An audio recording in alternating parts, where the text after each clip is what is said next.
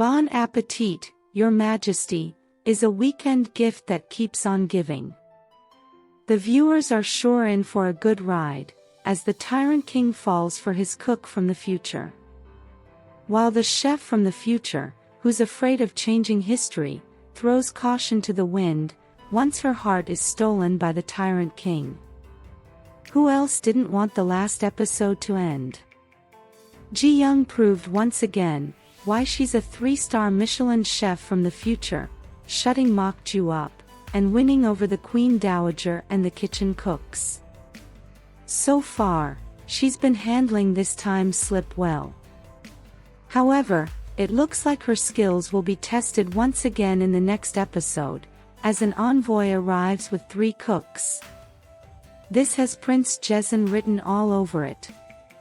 Mok-ju had said she'd set a trap for Ji-young, and could be seen serving the king another table of natjitsang, despite Ji-young being tasked with the order.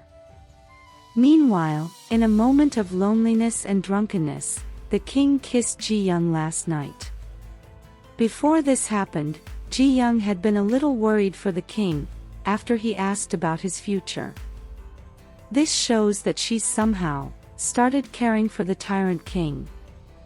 Hence, she advised him to get through the year, stay clear of anger, and beware of those close to him.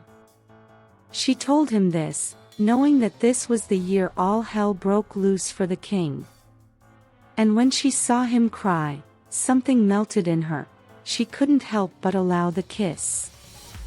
However, if only the stockfish were the king's head, as frustration sets in the next day, when the king forgets the kiss. Meanwhile, before Ji-young's arrival, Mok-ju had the king wrapped around her little finger. As we already know, she was planted by Prince Jaesun, who covets the throne, to distract Lee-hyun from court matters and get him fixated on his mother's death, to drive him crazy. This was why she immediately mentioned his mother, when he confronted her about the cooking competition, knowing that it'd throw him into a fit.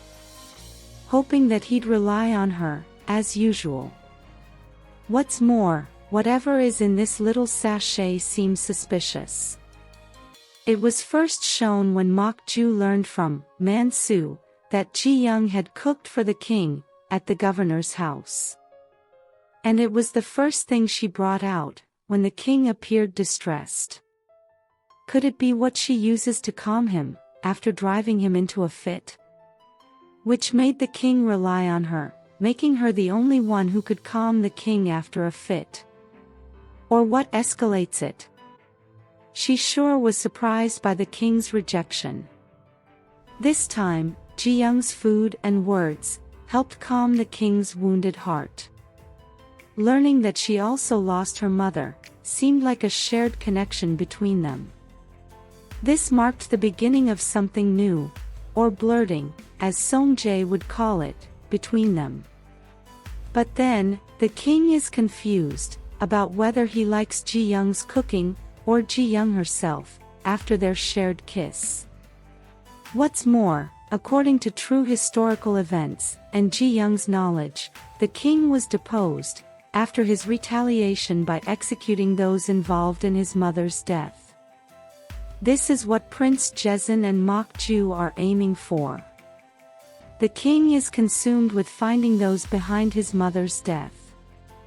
And he's bound to retaliate when he finds out those behind it. Hence, Ji-young's advice to abstain from anger.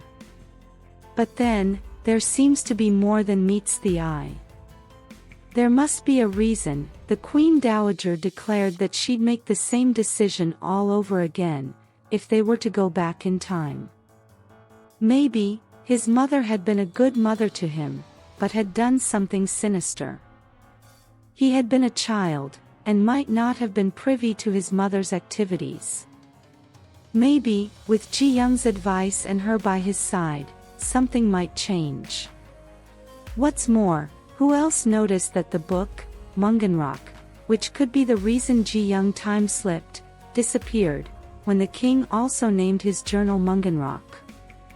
This could indicate that the king was the original author, and the reason Ji Young was sent back in time. Munganrak, which means to yearn for the cloud, could be Lee Hyun's yearning for Ji Young. Ji Young had time-slipped when she read it out loud. The author had asked his dearly beloved to come back to him, if she were to read the book someday. Seeing as Ji Young time-slipped, means it was meant for her. The book contained recipes, which the king could be seen writing down. What are the odds that Ji Young had prepared a dish he loves during the competition? Meanwhile, Song Jae might be an ally in Ji Young's camp for now, but his help stems from his ego, which was bruised by Mok Ju, and he might have an ulterior motive for currently helping Mok Ju. Someone had retrieved Ji Young's bag from the stream, where the king had thrown it, but kept it hidden. Ji Young's bag is the only thing left, after her clothes were burned, to prove that she's from a different time period. This could mean that someone now knows that she's from the future. Meanwhile, the royal kitchen staffers are both a dream and a nightmare. Ji Young subtly persuading Man Soo to cook up something for her, while tapping her hands, indicating she'd saved his, was funny. What's more, after surprising Ji Young with a kiss while drunk, the king wakes up with a hangover and asks for Ji Young. Ji Young answers the king while hiding her lips. This irritates the king, who asks what the matter was. Ji Young then goes on a tirade, asking if he doesn't remember what happened the previous night. This jogs the king's memory, as he remembers the kiss. He spends the rest of the day, thinking about it, surprising Song Jae. Ji Young, on the other hand, takes out her frustration on a stockfish.